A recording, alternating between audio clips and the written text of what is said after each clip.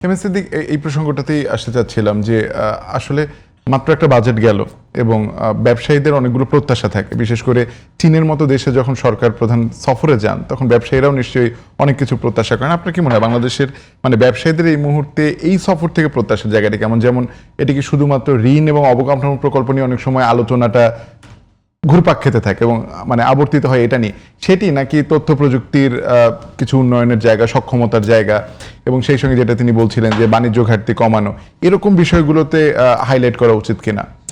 প্রথমত বলি যে উনি বলেছেন যে আমদানি কমিয়ে রপ্তানি বাড়ানো দরকার। আসলে আমদানি আর রপ্তানি দুইটা পরিপূরক, এবং আমদানি বেশি করি এটা কোনো ক্ষতিকর জিনিস নয়। এটা যদি আমরা এক দেশ থেকে আমদানি বেশি করব, আরেক দেশের রপ্তানি বেশি করব, এটা করে আমাদের ব্যালেন্স অফ পেমেন্ট ঠিক আছে কিনা সেটা আপনাকে দেখতে হবে। আপনি যেটা বলছেন যে আসলে প্রথমত আমাদের দেশে একটা ট্রেন্ড হয়ে গেছে, গত সরকারের আমলে আমরা দেখেছি যে আমরা চায়নাকে দেখি বড় বড় ইনফ্রাস্ট্রাকচারের লোন দেবে, ডেভেলপমেন্ট প্রোগ্রামগুলোতে এই ধারণা থেকে আমাদের আসলে বেরিয়ে আসা উচিত। আমি প্রথমেই বলেছি যে আমাদের যে রপ্তানির যে বা লোকাল ইন্ডাস্ট্রির যে সোর্স অফ র মেটেরিয়ালস, সেটার মেজর পোর্শন কিন্তু চায়না থেকে আসে। মানে আমরা অনেক বেশি আমাদের শিল্প এবং আমাদের বাণিজ্য অনেক নির্ভরশীল চায়নার উপরে।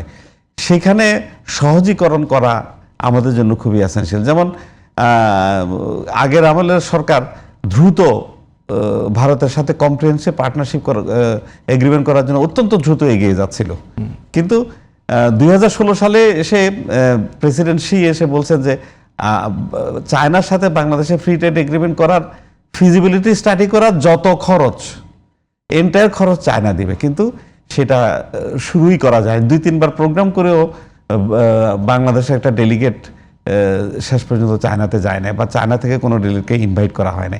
কিন্তু ভারতের সাথে বাংলাদেশের কম্প্রিহেনসিভ পার্টনারশিপ এগ্রিমেন্টকে দ্রুত 6 মাসের ভিতরে গবেষণা করে এইটা যে একটা ফিজিবল ফ্রি ট্রেড এগ্রিমেন্ট, এটা অনুমোদন করে ফেলেছে। তো এখন এগুলো যতটা না অর্থনীতি বা বাণিজ্য, তার থেকে বেশি রাজনীতি। তো এগুলো থেকে বেরিয়ে এসে আমি চায়নার সাথে আমাদের আরও স্ট্র্যাটেজিক রিলেশনশিপ করা দরকার।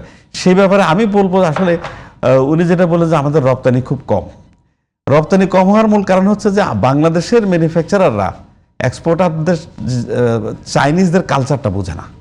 আর ওদের আরেকটা পারচেস দেখলাম যে ওরা পারচেস করার সময় বলে যে এই প্রোডাক্টটা আমরা 1 লাখ টন কিনবো, আমাদেরকে বলে তোমরা কয় লাখ টন, কত টন দিতে পারো, আমরা হয়তো বলি যে আমরা 10,000 টন দিতে পারবো, তখন ওরা হতাশ হয়ে পড়ে। অর্থাৎ চায়নার যে হিউজ ডিমান্ড, সেটা আমাদের প্রোডাকশন ক্যাপাসিটির সাথে ম্যাচ করে না, এটা একটা সমস্যা। আর দ্বিতীয় হচ্ছে কোয়ালিটি স্ট্যান্ডার্ড বা যে কালচারাল গ্যাপ, এগুলোর একটা বড় এই অবস্টাকেল ওভারকাম করার জন্য হচ্ছে রিলোকেশন অফ চাইনিজ ইন্ডাস্ট্রি। মনে করেন চাইনিজরা এখানে আসবে, ওরা একটা ইন্ডাস্ট্রি করবে, যে প্রোডাক্টটা তৈরি হবে এটা বাইব্যাক করে নিয়ে যাবে। চাইনিজ যে ইকোনমিক জোন, এই ধরনের এইগুলোতে এই ধরনের ইন্ডাস্ট্রিগুলোর সুযোগ দিতে, কিন্তু আমরা দুঃখজনকভাবে আমরা কিন্তু সেই সুযোগটা দিতে পারছি না।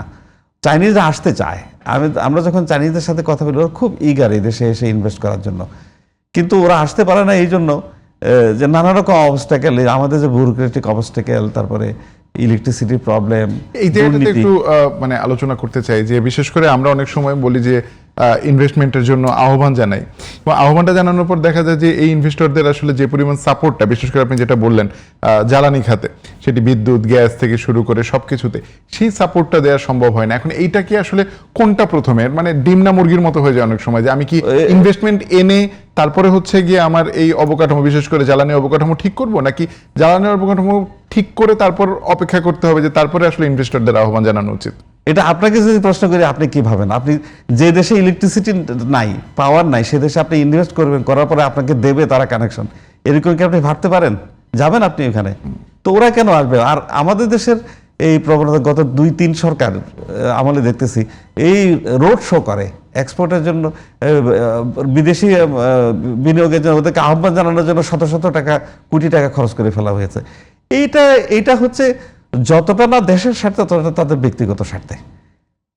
কদিন আগেও এই সরকারের আমলে আরেকটা ইনভেস্টমেন্ট সেমিনার হয়ে গেল সোনাগা হোটেলে, আমি গিয়েছি, সেখানে যে দেখলাম যে এজেন্ডা দেখে বুঝলাম যে এই বক্তৃতা শোনার আমার কোনো সময় নষ্ট করার মতো সময় আমার নাই, আমি বেরিয়ে আসছি এখান থেকে।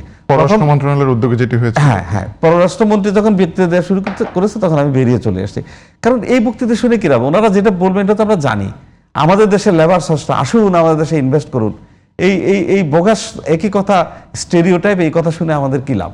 আমাদের এখানে তো ইনভেস্টমেন্ট আসবে না। আর বিদেশিরা এত বোকা যে ওরা যে দেশে কোনো ফ্যাসিলিটি নাই, মার্কেট নাই, ইজ অফ ডুইং বিজনেসের নানা রকম problem, cost of doing business high, সেই দেশে এসে কেন সে ইনভেস্ট করবে?